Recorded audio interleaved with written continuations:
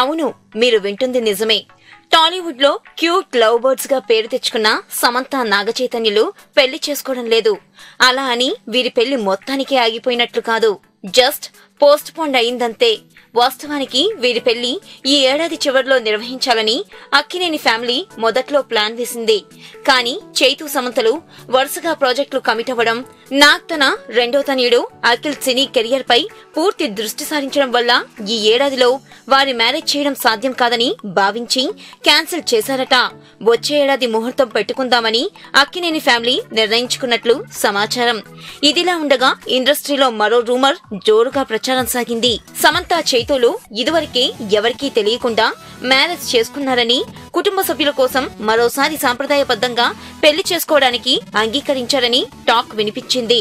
అయితే ఈ వార్తల్లో ఏమాత్రం నిజం లేదని అక్కినేని సన్నిహిత వర్గాలు ఖండించాయి.